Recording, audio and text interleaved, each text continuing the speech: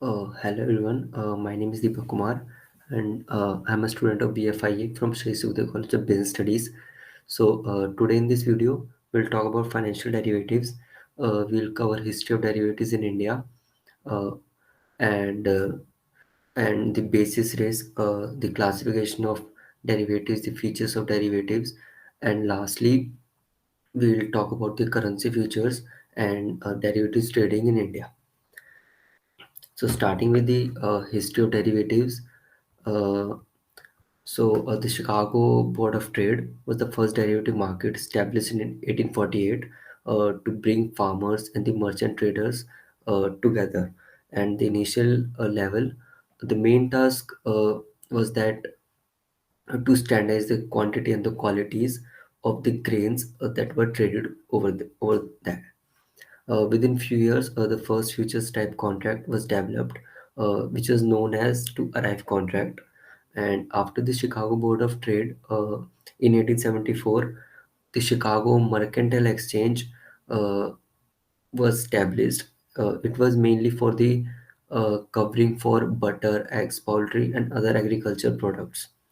So after that, at the international level, the International Monetary Market was formed in 1972 as a division of the Chicago Mercantile Exchange.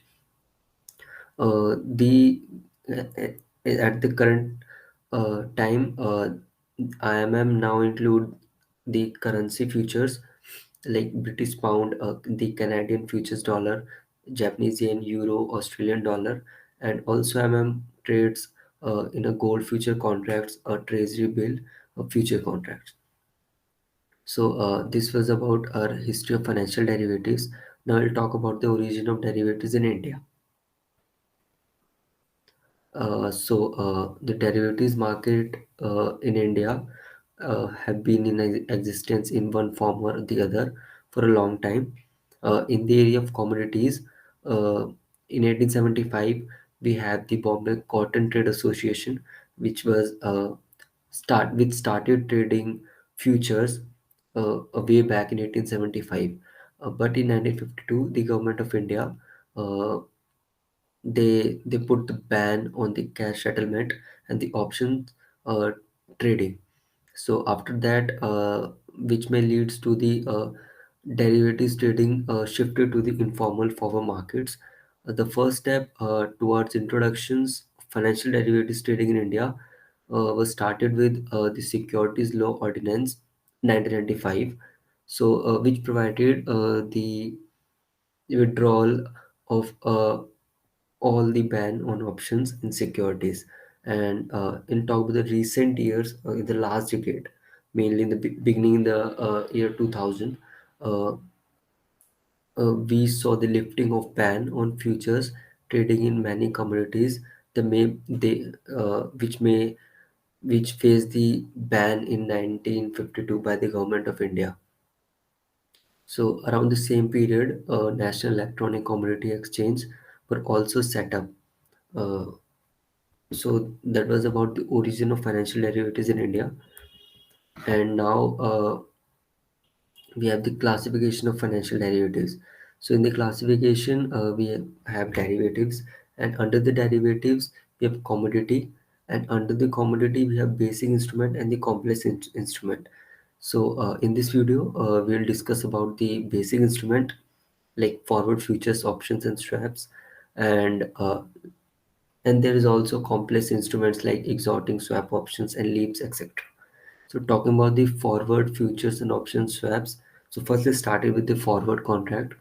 So a forward contract is basically an agreement between two parties to buy or sell uh, a particular customized product at a given price and at a certain expiry date. And now talking about the futures. So futures is also an agreement between two parties to buy or sell a specified quantity of an asset at a specified price and at a specified time. अगर हम देखें तो forward और futures काफ़ी similar है, but there is a main difference between them that forward trade करता है customised quantity और quality of a particular product, वहीं futures trades in the specified quantity and the quality. So that was the main difference between them. And now talking about the options. Options contract is again an agreement between two parties, whereby one party obtains the right, but not the obligations to buy or sell a particular asset at a specified price on a specified date. So, how these options are different from forward or futures? So, the main difference is that in options, we don't have any obligation to execute to complete the transactions. We It's totally depend upon our requirements. Like if we are facing losses, then we'll not opt for the completion of the transactions of options contract, and vice versa. So it's totally up to you. If you want to complete the transactions, then you can complete. But if you don't want to, then uh, you can avoid execution of the options contract. After the options, lastly we have swap. A swap is again an agreement between two counterparties to exchange financial instruments and the cash flows or payments for a certain time. So yeah, the two parties can change their cash flows from the financial instruments interchangeably and for a certain period. After that, we have some features of derivatives. Uh, so firstly, talking about the first feature is that the financial derivative is a contract, as we talked earlier. The financial derivative is a contract between two parties to buy or sell a particular asset. And the second feature is that it derives value from underlying assets. So we know that we trade on futures, forward options, but at what rate? So these prices rates, they come from the underlying assets that we are considering while trading in the derivatives, in futures, forwards, and options. So, and talking about the third features, so it has specified obligation as per the contract, which means there are parties involved with specified conditions. So, in the case of forward and futures, the parties have to complete the transactions, have to complete the contracts. But in case of options, it's totally up to you. We can execute the transaction or not, but we have to follow some specified conditions in the contract uh, before entering into the transaction. After that, the next feature is that financial derivatives are mostly secondary market instruments. So these are mainly for the buyer and seller uh, of a particular assets. The firm not directly involves into the transactions of that particular asset. So yeah, and lastly, the financial derivatives are exposed to risk such as operational, counterparty, and legal. So yeah, financial derivatives are compiled with some specified conditions, specified obligations. So if a person entered into a transaction but are not able to complete it, uh, not able to follow the specified conditions, then then he or she may face some legal actions also. So yeah, there are some operational risk also involved, like unpredictable price movements of the underlying assets uh, in the future time period. So these are the risks that we have to consider while trading in the derivative market. After the features of derivatives, now we'll talk about basis risk. So, what basis risk is? Basis risk is the financial risk that offsetting investments in a hedging strategy will not experience price changes in entirely opposite directions from each other. So, in very simple words, it's basically a difference between spot price of hedged underlying asset and the hedged derivative, mainly the future price of the same underlying assets. For the ease of understanding, we're considering an example. Suppose that Tata Motors stock is trading at a spot price of rupees 355, while the futures are for the next month are quoting at rupees 355.40. Now, on the date of expiry, the stock falls to rupees 340 and the futures gone to rupees 350. So the basis weakened as it fell from 355 to 340, and and the same with the futures, which gone up to the 355.40 to 350.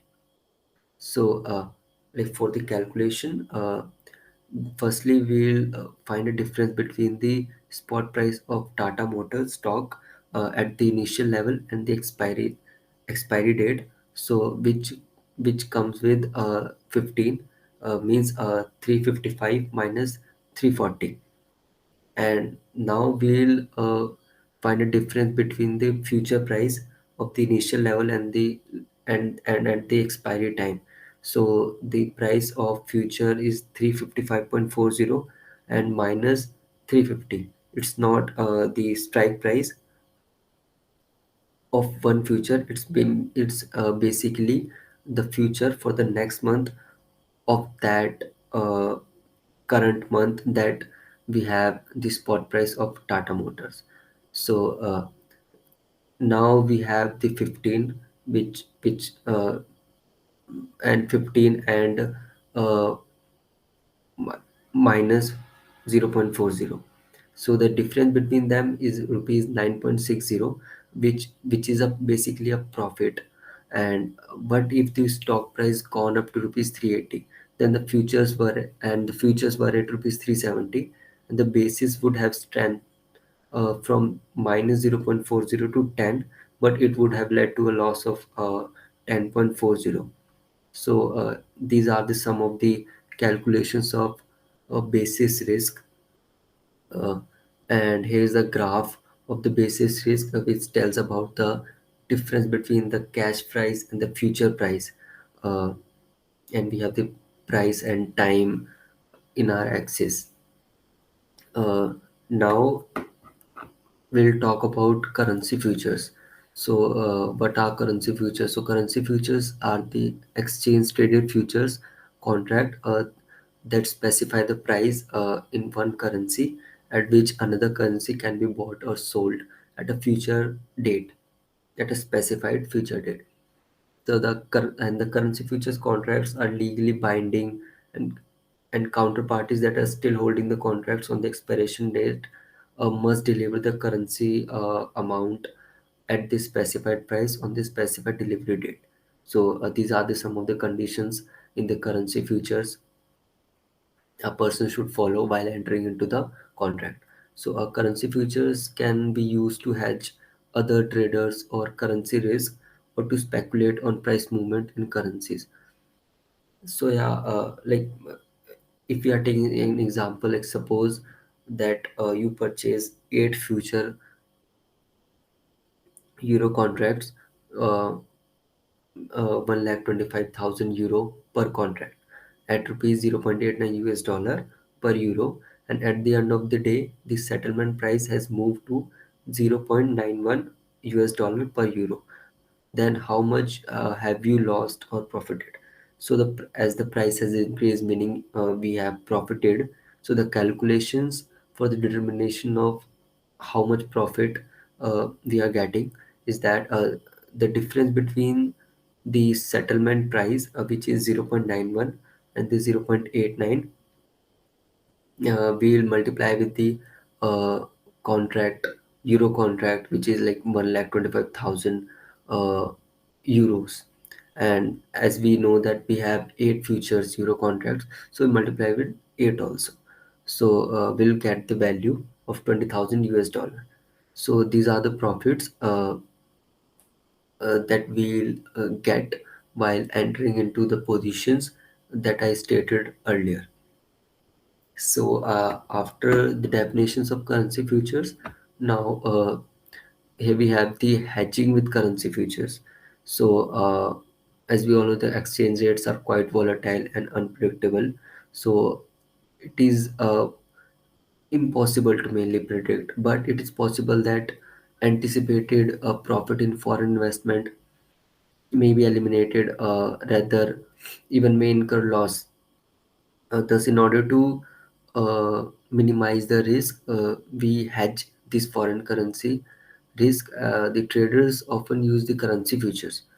For example, a long hedge. So, which means that buying currency future contracts, which will help us to protect against the rise in foreign currency value, right? And the varia and on the other side, a short hedge, which means selling currency future contracts will protect against a decline in foreign currency value. So that's how we can minimize our losses uh, while trading in the currencies futures. So, and we have to consider that if someone is borrowing or lending or investing in short or long period from foreign currencies, so in all these situations, the firm profits will be affected, or a person profit will be affected by change in the foreign exchange rates. So, the person can take long or short position in futures currency markets as per the requirement of itself. uh, and the general rule for determining whether a person should go for a long futures, short future positions, uh, that we have a hedge, we have hedging as an option for minimizing the foreign exchange loss. So, like, if we are seeing a loss from appreciating Indian rupees, uh, then we can short our hedge, and then we can come up with the short hedge positions. And if we are seeing a loss from depreciating in Indian rupees, then we can come up with the long hedge position. So these are the some general rule for determining whether a long or a short futures positions will hedge a potential foreign exchange loss. After that, we have some main decisions involved regarding the hedging with currency futures. So the first decision that we have to consider here is uh, to decide which future contract we have to initiate, like which a contract a person should choose. Probably he or she may choose a rupee with dollar or rupee with pound and so on. So, opting for these contract, these positions, we know it as a cross hedge, where a person is opting for dollar rupee and the rupee with pound. After the decision of choice of underlying currency, we have to consider the decisions regarding the choice of maturity of the contract. So this decision refers to hedging through currency futures and selecting the currency which matures nearest to the need of that currency. So we need to consider two factors while answering, while taking this decision. So first factor we have the liquidity, and the second we have volatility of basis. So talking about the liquidity, a liquidity in near contracts tend to be more higher instead for a for a time for a long time period contract. And the second factor we have the volatility of basis, as we talked earlier about the basis risk, which is about the difference between the cash price and the future price. So here we have the difference between the spot price and future price that we have to also consider while trading in the currency futures. And the last decision we have the choice of number of contracts. So this is the decision with respect to the the position that a person should go for, to take to match as closely as possible the value of the cash market positions of a future, of a particular currency. So it's hard to get that, but if you are getting it, then it would be very beneficial for you. uh, so we have to here cover the hazard ratios also. We have to consider it. Here we have the formula of hazard ratio. uh, Now after that, we have the derivatives trading in India. So we can do derivatives trading in India through National Stock Exchange, NSE, Bombay Stock Exchange, BSE, in stocks. Similarly, if your interest is to trade in commodities, uh, like MCX and NCDX are there. The MCX stands for the Multi Commodity Exchange, uh, while NCDX stands for the National Commodity and Derivatives Exchange. However, if you are willing to trade in currency, then you can do it over NSE SX and MCX SX. And if your interest is to trade in bonds and etc., then again it's all possible through NSE platform, which provides some good instruments to trade over there. And in derivatives trading, we are eligible to trade in derivatives instruments through the above mentioned platforms, like NSE and BSE. The most common type of derivatives that a person trades in India is future and options, in short FNO. Further, there are the important underlying markets, like we have stocks, we have commodities, treasury bills, foreign exchange, and real estates, and etc. Uh, so, while trading derivatives in India, we have to consider some risk associated with derivatives. So, these are the some risks that person should consider while entering into the transaction. So, first is that the derivative product requires a large number of funds. And that if you are entering into a transaction, then you must have uh, the requirement of the funds uh, that you are opting while entering in a particular contract. So if it is it is not for you if you have limited resources. So limited resources means limited funds, uh, which uh, and low risk appetite. After that, we have trading derivatives need expert knowledge. So, while entering into the transaction, a person should have must have basic knowledge about the derivatives trading in India, uh, about the conditions, the rules and regulations, and a high trading expertise and experience is mandatory with high risk tolerance. If a person is able to take high risk, then should he or she must have the high high trading expertise and a great experience. As a derivative trader, we must carefully consider the suitability depending upon our financial positions. Again, it's totally depend upon our financial positions that while entering into the transactions, we should accept the fact that we can lose and we can also gain. So even if we are incurring the loss with the executions of derivatives trade. So these are the things that a person should follow. So yeah, and lastly we have the products, the derivatives instruments at NSE. So, NSE provides us the various derivative products for the underlying stocks. We can trade on the future and options of both indices and single stocks. We can trade in Nifty 50 future, CNX IT index, Bank Nifty index, CNX Nifty Junior index, and Nifty Midcap 50 index. Uh, but we can trade only on long dated options contract on Nifty 50. We can also have the options to trade in some features of individual stocks and their options.